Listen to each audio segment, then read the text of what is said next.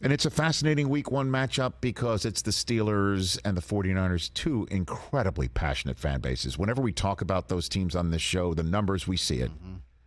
And obviously, you also have the quarterback matchup, as we said, and it's Brock Purdy and the 49ers back in the state of Pennsylvania. And we all know what happened the last time they were there. It was their last game, and Purdy got hurt, and we will see how Purdy looks. And boy, he better be on his P's and Q's because the Steelers will go hunting. And the Steelers are feeling, rightfully so, based on last year's finish, really good about themselves. Now, I thought it was really wise, and even though I started the show by saying keep Aaron Rodgers and bubble wrap, we don't need to see him, but he's on, the back nine, if you will, heading towards the clubhouse of his career.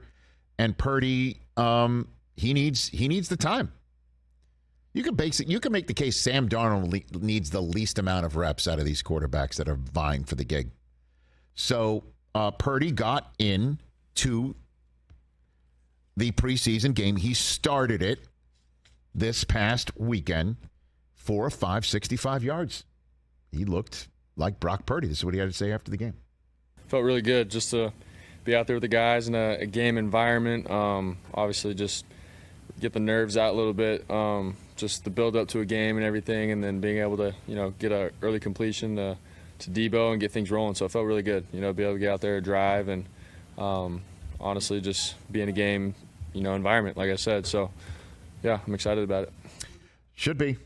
Broke the sweat. He looks good, looks healthy. Led to a field goal by Jake Moody. University of Michigan. Moody? He wound up winning the game. More on that in a second. Here is Kyle Shanahan on Purdy.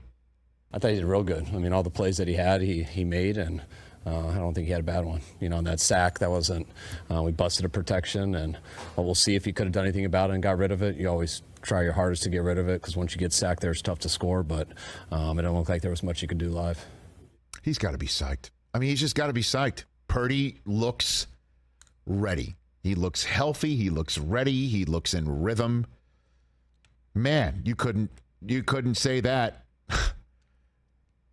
6 months ago. Don't forget, week 1, September 10th, exactly 6 months to the day he had surgery on his throwing elbow. March 10th, September 10th. 6 months. They said he'd be back in 6. He's back in earlier than that. What a sigh of relief. No, you could sit here and say, but he got Darnold, he got Lance, so what's the big, boy. No, this is the guy. This is the guy. They saw it. They believe it. They feel it. The rest of the locker room feels it. That's the guy with a 7th round last pick in the draft contract with 2 years left on it before you redo it. My gosh, you have a window, and they got to pay Nick Bosa in the next couple days. They got to pay a bunch of guys. This is exactly the guy they want, and he looks good. Question is who's after? Darnold. He played 5 series for Darnold. He had a pick, and so did Lance. But Lance led the game-winning drive. Say what you will, okay, against a bunch of bartenders and whomever you want to say that? Truck drivers. Or whatever, Yeah. How to do it. And he made some good throws. He threw a pick that was pretty brutal, but he did set up the game winner, and they won it. This is what Shanahan had to say about Trey Lance. How did he handle this game? Did you feel like he was a little bit more relaxed and more comfortable from the start? It seemed like it. I mean, I think always when you don't go 3 and out, it helps, and so I think we got a little bit of better rhythm for him. It still took a little bit while to get going, not just him, but the whole group. I thought we were a little sloppy throughout the whole game. Way too many penalties. Seemed like when we did get some stuff going, especially there in the second quarter, it seemed like we always had a penalty or missed assignment. So I thought it was smoother than last week, but by no means were we pumped about it. I was pumped how we finished, pumped about the win. Some good things, but still got a lot to do to clean up.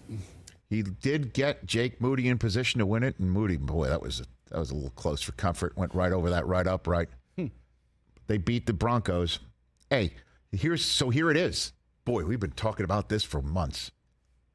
Here it is. One more preseason game left. Then they open up against the Steelers. I don't know if you play Purdy again. I would sit him. You gave him his reps. We're good. You saw what he looks like. This is my 2 cents. If you play him again, cup of coffee, and honestly, before that cup even gets cold, he's out. Because that's the guy. That's the guy. And then, man, is this a coin flip or what? I still think it's going to be Darnold just by the mere fact of how much experience he has. But maybe it does come down to the last preseason game. And the preseason game actually does tell the tale. Doesn't seem like he's thrilled with Trey Lance at the moment. Well, I mean, but... Just based on tone of voice. But you also heard last week he was pushing back on this whole notion, of people getting on Lance and he doesn't deserve it. I mean, I don't want to read anything into it. That's just a press conference moment there. One thing's for sure is they're not trading him. No. He's not going anywhere. I mean, that was a conversation, too. It's like, hey, if he doesn't win the backup job, maybe you flip him for a draft. No way. Right. He's there, and it's coming down to it. But the headline is Purdy is the guy, and he looks healthy, and you couldn't say that until you saw it, and I think we've seen it. Catch the Rich Eisen Show every single day on the Roku channel, 12 to 3 Eastern, for free.